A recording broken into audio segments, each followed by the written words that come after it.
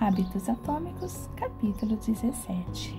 Como um parceiro de responsabilidade pode mudar o jogo. Depois de servir como piloto na Segunda Guerra Mundial, Roger Fisher frequentou a Faculdade de Direito de Harvard e passou 34 anos se especializando em negociação e gestão de conflitos. Ele fundou o Projeto de Negociação de Harvard e trabalhou com vários países e líderes mundiais em resoluções de paz, crises de reféns e compromissos diplomáticos. Mas foi nos anos 1970 e 80, quando a ameaça da guerra nuclear se intensificou, que Fisher desenvolveu talvez sua ideia mais interessante. Na época, Fisher estava focado em projetar estratégias para impedir uma guerra nuclear e havia notado um fato preocupante. Todo presidente em exercício teria acesso aos códigos de lançamento capazes de matar milhões de pessoas, mas nunca veria ninguém morrer, porque sempre estaria a milhares de quilômetros de distância. Minha sugestão foi bastante simples, escreveu ele em 1981. Coloque esse código em uma pequena cápsula e implante-a ao lado do coração de um voluntário. Essa pessoa carregaria consigo uma grande e afiada faca de açougueiro e acompanharia o presidente. Se alguma vez o presidente quisesse disparar armas nucleares, a única maneira de fazê-lo seria, primeiro com as próprias mãos, matar um ser humano.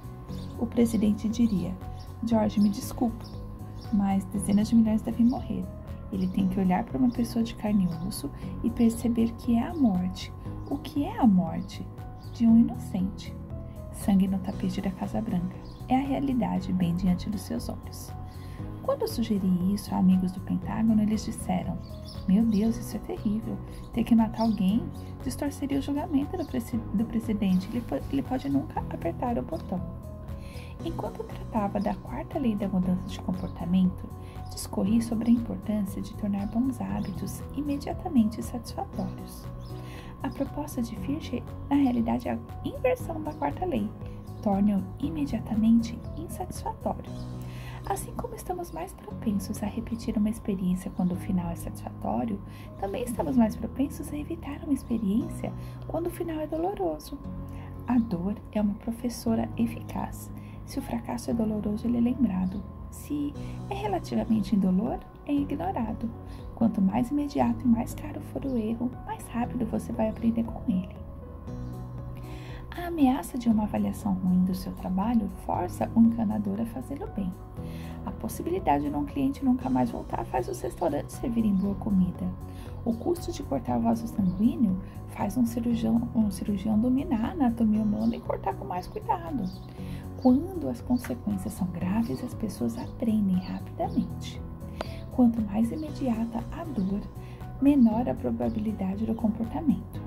Se você quiser evitar maus hábitos e eliminar comportamentos não saudáveis, adicionar um custo instantâneo à ação é uma ótima maneira de reduzir sua probabilidade de ocorrência.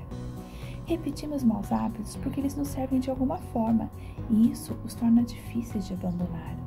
A melhor maneira que conheço para superar essa situação é aumentar a velocidade da punição associada ao comportamento. Não pode haver uma lacuna entre a ação e as consequências. Assim que as ações incorrem em uma consequência imediata, o comportamento começa a mudar. Os clientes pagam suas contas no prazo quando são cobradas multas por atraso. Os alunos comparecem às aulas quando sua nota está vinculada à frequência. Superamos inúmeros obstáculos para evitar um pouco de dor imediata. Obviamente, há um limite para isso. Se você confiará na punição para mudar o comportamento, então a força da punição deve corresponder à força relativa do comportamento que ela está tentando corrigir. Para ser produtivo, o custo da procrastinação deve ser maior que o da ação. Para ser saudável, o custo da preguiça deve ser maior que o do exercício. Ser notado por fumar num restaurante ou por não reciclar vai representar consequências a uma ação. O comportamento só muda se a punição for dolorosa o suficiente e aplicada de maneira consistente. Em geral, quanto mais local, tangível, concreta e imediata a consequência, maior é a probabilidade de influenciar o comportamento individual. Quanto mais global, intangível, vaga e tardia a consequência, menor é a probabilidade de influenciar o comportamento individual. Felizmente, há uma maneira direta de adicionar um custo imediato a qualquer mau hábito: criar um contrato de hábito. Sim, um contrato de hábito. A primeira lei a respeito do uso do cinto de segurança foi aprovada em Nova York em 1º de dezembro de 84. Na época, apenas 14% das pessoas dos Estados Unidos usavam regularmente o cinto de segurança, mas isso estava prestes a mudar. Dentro de 5 anos, mais da metade do país tinha leis obrigando o uso do cinto de segurança. Hoje, usar cinto de segurança é obrigatório por lei em 49 dos seus 50 estados. E não é apenas a legislação. O número de pessoas que usam cintos de segurança também mudou drasticamente. Em 2016, mais de 88% dos norte-americanos usavam cinto de segurança toda vez que entravam no carro. Em pouco mais de 30 anos, houve uma reversão completa nos hábitos de milhões de pessoas. Leis e regulamentos são um exemplo de como o governo pode mudar nossos hábitos criando um contrato social. Como sociedade, concordamos coletivamente em obedecer a certas regras e em aplicá-las como grupo. Sempre que uma nova legislação impacta o comportamento, leis do cinto de segurança, proibição de fumar dentro de restaurantes, reciclagem obrigatória, é um exemplo de contrato social que molda nossos hábitos. O grupo concorda em agir de uma determinada maneira e, se você se desviar, vai ser punido. Assim como os governos usam leis para responsabilizar os cidadãos, você pode criar um contrato de hábitos para se manter responsável. Um contrato de hábitos é um acordo verbal ou escrito em que você declara seu compromisso com um hábito em particular e a punição que vai ocorrer se você não o cumprir. Assim, encontre uma ou duas pessoas para agir como suas parceiras de responsabilidade e assinar o contrato com você. Brian Harris, um empresário de Nashville, Tennessee, foi a primeira pessoa que vi colocar essa estratégia em ação. Logo após o nascimento do seu filho, Harris percebeu que queria perder alguns quilos. Ele escreveu um contrato de hábito entre ele, sua esposa e seu personal trainer. A primeira versão dizia: o objetivo número 1 de Brian para o primeiro trimestre de 17 é começar a comer corretamente de novo para que se sinta melhor, tenha uma aparência melhor e seja capaz de atingir sua meta de longo prazo de chegar a 100 quilos com 10% de gordura corporal. Abaixo dessa afirmação, Harris traçou um roteiro para alcançar seu resultado ideal. Então, fase 1. Retome uma dieta restrita a carboidratos de absorção lenta em T1. Fase 2. Inicie um programa estrito de rastreamento de macronutrientes em T2. E refine e mantenha os detalhes da sua dieta e programa de exercícios em T3, ou terceiro trimestre. Finalmente, ele registrou cada um dos hábitos diários que o levariam a seu objetivo. Por exemplo, anotar todos os alimentos que consumir todo dia e se pesar diariamente. Em seguida, ele descreveu a punição caso falhasse. Se Brian não cumprir esses 2 itens, a seguinte consequência será aplicada: terá que se vestir formalmente todos os dias para o trabalho, todo domingo de manhã, pelo resto do trimestre. Vestir-se formalmente é definido como não usar jeans, camisetas, moletons ou shorts. Ele também dará a Joey, seu treinador, $200 para usar como quiser, se deixar de anotar um dia no diário de alimentação. No final da página, Harry, sua esposa e seu treinador assinaram o contrato. Minha reação inicial foi que um contrato como esse parecia excessivamente formal e desnecessário, especialmente as assinaturas. Mas Harris me convenceu de que a assinatura do contrato era uma indicação de seriedade. Sempre que pulo essa parte, ele disse, começo a afrouxar quase imediatamente. 3 meses depois, após atingir sua meta para o trimestre primeiro, Harris aprimorou seus objetivos. As consequências também ficaram mais graves. Se ele descumprisse sua meta de ingestão de carboidratos e proteínas, teria que pagar ao treinador $100. E se ele não conseguisse se pesar, teria que dar $500 à sua esposa para que ela usasse como quisesse. E talvez o mais doloroso Se ele se esquecesse de executar as corridas curtas, teria que se vestir formalmente para o trabalho todos os dias e usar o boné do Alabama Crimson Tides pelo restante do trimestre. O velho rival do seu amado Auburn Tigers. A estratégia funcionou. Com a esposa e o treinador atuando como parceiros de responsabilidade e com o contrato de hábitos esclarecendo exatamente o que fazer a cada dia, Harris perdeu o peso. Para tornar os seus hábitos insatisfatórios, sua melhor opção é torná-los dolorosos no momento.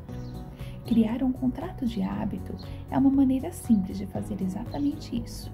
Mesmo se você não quiser criar um contrato de hábito formal, ter apenas um parceiro de responsabilidade já é útil. A comediante Margaret Cho escreve uma piada ou música todos os dias. Ela faz o desafio música por um dia com um amigo, o que ajuda os dois a se responsabilizarem. Saber que alguém está observando é um poderoso motivador. Você fica menos propenso a procrastinar ou desistir porque há um custo imediato. Se não cumprir o combinado, talvez essa pessoa vai te ver como indigno de confiança ou preguiçoso. Você não está apenas deixando de cumprir suas promessas a si mesmo, mas também está falhando em cumprir as promessas a outros. Esse processo pode ser automatizado. Thomas Frank, um empresário de Boulder, Colorado, acorda às 5h55 todas as manhãs. E se não o fizer, ele posta um tweet automático que diz: "São 6h10 e não acordei porque sou preguiçoso. Responda esse tweet e receba $5 via PayPal." Desde que meu despertador não tenha falhado. Estamos sempre tentando apresentar nossos melhores eu ao mundo. Penteamos os cabelos, escovamos os dentes e nos vestimos com cuidado. Por quê? Sabemos que esses hábitos tendem a ter uma reação positiva. Queremos tirar boas notas e nos formar nas melhores escolas para impressionar potenciais empregadores e colegas, amigos, familiares. Nós nos preocupamos com as opiniões daqueles que nos rodeiam, porque é mais fácil quando os outros gostam de nós. É precisamente por isso que obter um parceiro de responsabilidade ou assinar um contrato de hábitos pode funcionar tão bem. Resumo do capítulo. A inversão da quarta lei da mudança de comportamento é torne-o insatisfatório. É menos provável a gente repetir um mau hábito se for doloroso ou insatisfatório. Um parceiro de responsabilidade cria um custo imediato para a inação. Nós nos importamos profundamente com o que os outros pensam de nós e não queremos que tenham uma opinião ruim a nosso respeito. Um contrato de hábitos pode ser usado para adicionar um custo social a qualquer comportamento.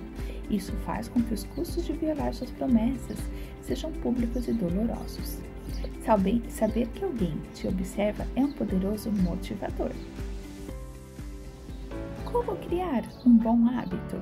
Vamos entender as 4 leis e como também se livrar de um mau hábito, nesse quadrinho aqui. Primeiro, para criar um bom hábito. Na primeira lei, você deve deixá-lo claro, torne-o claro. Você preenche a avaliação dos hábitos, depois anota os seus hábitos atuais para se conscientizar deles. Depois, use as intenções de implementação como eu irei, comportamento, às tantas horas, em local. Terceiro, use o empilhamento de hábitos. Depois de hábito atual, eu irei, novo hábito. E quarto, redesenhe o seu ambiente. Torne os estímulos dos bons hábitos óbvios e invisíveis. Segunda lei, torne-o atraente. Primeiro, você pode usar o empacotamento de tentações. Pareie uma ação que você quer fazer com uma que você precisa fazer. Junte-se a uma cultura em que seu comportamento desejado seja o padrão. Depois, crie um ritual de motivação. Faça algo de que goste imediatamente, antes de um hábito difícil. Terceira lei, torne-o fácil. Como? Reduza a resistência, diminua o número de passos entre você e os bons hábitos. Adeque o ambiente, prepare tudo para facilitar as ações futuras. E domine o momento decisivo. Otimize as pequenas escolhas que produzem um impacto descomunal. Também você pode usar a regra dos 2 minutos. Reduzir a dimensão dos seus hábitos até que possam ser feitos mais rapidamente, em 2 minutos ou menos. E automatize seus hábitos. Invista na tecnologia. e também compras únicas que fixem comportamentos futuros. A quarta lei: torne-o satisfatório. Use reforços. Recompense-se imediatamente quando concluir seu hábito. Transforme fazer nada em algo agradável. Ao evitar um mau hábito, crie uma maneira de enxergar os benefícios. E use um rastreador de hábitos. Acompanhe a duração dos hábitos. Não quebre a corrente. Por último, nunca quebre um hábito 2 vezes. Quando quebrar um hábito, certifique-se de voltar aos trilhos imediatamente. Agora vamos usar essas leis para se livrar de um mau hábito. A inversão da primeira lei é torne-o invisível. Sim, reduza a exposição, remova os estímulos dos seus maus hábitos do ambiente, que não são mais seus. Inversão da segunda lei, torne-o desinteressante. Reestruture sua atitude mental. Ressalte os benefícios de evitar os maus hábitos. Inversão da terceira lei, torne-o difícil. Aumente a resistência. Aumente o número de passos entre você e os maus hábitos. Use um dispositivo de compromisso. Restrinja suas escolhas futuras àquelas que o beneficiam. Inversão da quarta lei, torne-o insatisfatório. Arruma um parceiro de responsabilidade. Peça para alguém observar o seu comportamento.